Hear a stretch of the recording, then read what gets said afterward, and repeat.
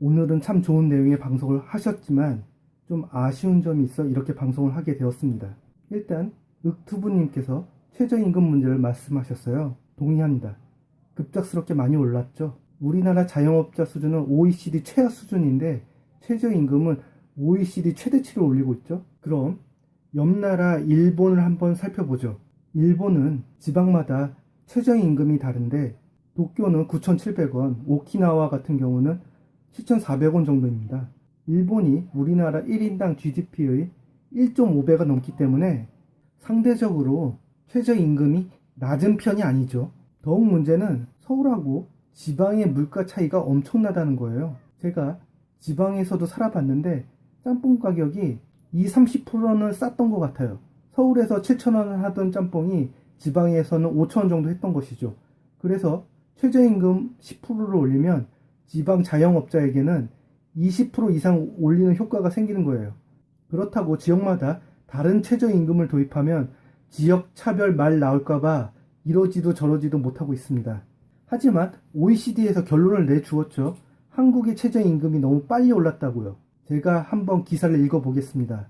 OECD 경제 전망 보고서에서 한국은 급격한 최저임금 인상은 피해야 한다고 말했고 또 최저임금 16.4% 인상이 고용시장에 부정적인 영향을 끼쳤다고 덧붙였다. OECD에 좋은 것만 비교하기 좋아하는 사람들에게 아주 명쾌한 답변을 줬죠. 아마도 최저임금 인상은 노인과 알바하는 20대에게 지지를 받고자 쓴 정책 같은데 노인들이 최저임금 올랐다고 문재인 지지할까요? 그건 아니죠. 문재인을 언급했을 때 빨갱이 소리가 안 나오면 다행입니다. 그리고 20대 청년들은 알바가 직업이 아니잖아요. 그러니까 어차피 알바비 1,000원 오른다고 인생에 비전이 보이는 게 아니에요. 알바를 직업으로 하지 않는 이상 덜 올라도 상관없는 겁니다. 결국 최저임금은 계급과 같은 존재예요. 겉보기엔 좋아 보이는데 실속은 하나도 없는 거죠. 그리고 자영업자 이야기를 좀 더 해보자면 영세 자영업자들은 최저임금 1,000원 인상에 자기가 최저임금보다 못 버는 사람도 많이 생겼어요. 그런 사람들은 자기 전재산을 걸고 하는 거기에 싫으면 때려칠 수 있는 최저임금 노동자와 차원이 다른 문제예요. 그들은 목숨을 걸고 하는 사람들입니다.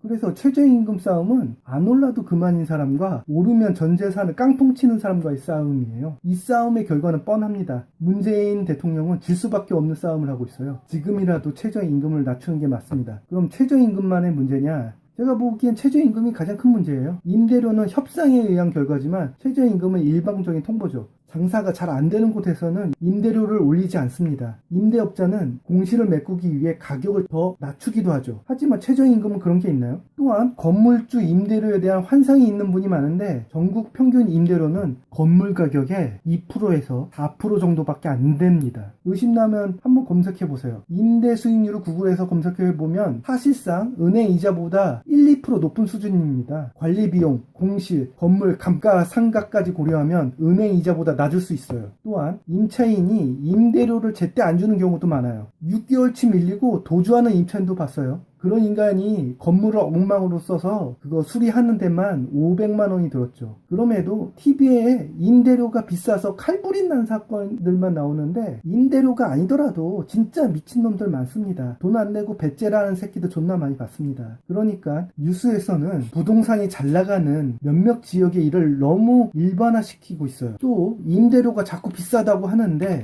10억짜리 건물에서 임대료를 매월 200만 원씩 받는다고 쳐보세요. TV에서는 매월 200만 원씩이나 임대료를 받아 처먹냐고 욕하지만 연 이자로 따지면 2.4%밖에 안 되는 겁니다. 단순히 액수를 보는 게 아니라 건물 투자액의 이자율로 계산하면 비싼 건지 아닌지 답이 나오는데도 쥐뿔도 모르는 기자들이 매번 비싸다고 기사를 쓰니까 나오는 결과예요. 페미들이 여자 임금은 남자의 60%밖에 안 된다는 수준으로 기사를 쓰고 있습니다. 전 부동산을 워낙 불신해서 집을 살 돈을 모으고도 안 사고 있습니다. 그만큼 부동산을 싫어할 정도예요. 그러니까 대부분의 경우는 최저임금이 가장 큰 문제예요. 왜 정부가 최저임금 인상에 대해 이렇게까지 오판했냐는 아마도 청와대 경제수석 강하성씨가 문제라고 생각이 드는데요. 왜 그러냐면 제가 주식 경력만 15년 정도 되는데 2000년도 중반 장하성 교수가 운영한 라자드 펀드를 주목한 적이 있습니다. 해외 펀드를 위탁받아 운영하는 거였는데 목표는 지배 구조가 나쁜 기업을 개선해서 주식 가치를 높이는 것이었죠. 딱 봐도 대단히 훌륭하고 좋은 이론이지 않습니까? 근데 경영에 참여한다고 해서 투자만 했지 뻘짓거리만 하더군요. 6년이면 결코 적은 시간이 아닌데도 기업 지배 구조 개선도 못했고 펀드 수익률은 시장보다 훨씬 낮았던 걸로 기억합니다. 저도 한번 따라서 샀던 기억이 나는데 진짜 개피 본 기억밖에 없어요. 학자로서 명성과 이론만 있었지 실제 경제 원리는 개뿔도 몰랐던 것으로 보입니다. 문재인 대통령도 명분과 이론에만 충실한 장하성 씨에게 현혹된 게 아닌가 싶어요. 결국 최저임금은 실패한 정책이 맞는데 그걸 메꾸기 위해 카드사 매출을 줄이는 정책을 썼습니다. 근데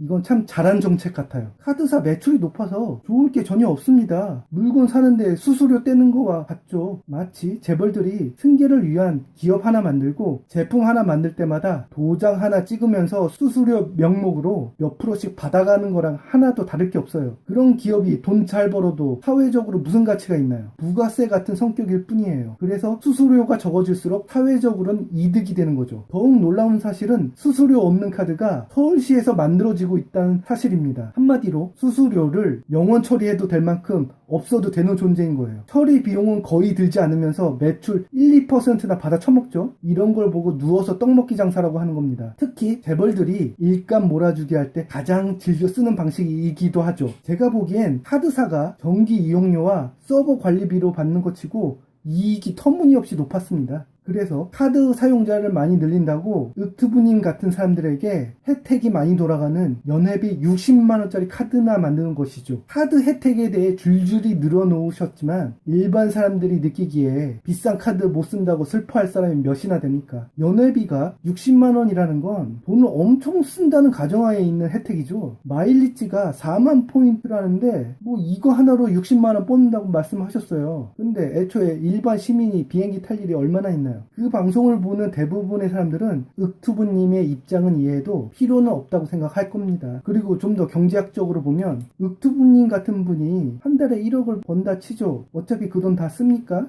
한 달에 2천만 원밖에 못 쓰시죠. 8천만 원은 쌓이는 돈이 되죠. 근데 서민 자영업자들은 수익이 200만 원이라 칠 경우 200만 원을 다 쓰죠. 윽투부님 같은 분이 혜택을 보는 것보다 서민 자영업자들이 혜택을 보는 게 소비가 많아져서 경제가 더 잘 돌아가게 돼요. 특히 윽투부님이 소비하는 건 사치품으로 돈이 돌기에 필수품을 소비하는 서민들에 비해 긍정적인 효과가 적어요. 이런 걸 다 따져보면 카드 수수료 인하는 참 잘한 것 같습니다. 그리고 비약을 많이 하셨지만은 윽투부님이 한 달에 1억 벌던 걸 5천만 원으로 줄이는 게 아니잖아요. 부자들에게 굳이 갈 필요 없는 혜택을 줄이는 거지 부자들에게 세금을 높인 게 아니죠. 솔직히 카드 혜택 이런 거 다 따지기 귀찮은 사람들이 대부분입니다. 그냥 혜택 다 없애고 수수료나 낮췄으면 좋겠어요. 문재인 대통령의 최저임금 인상 정책은 실패했지만 카드 수수료 인하는 보완책으로 적절하다고 생각합니다. 결론, 쓸데없이 부자들에게 혜택이 가던 카드 혜택이 잘 줄었다.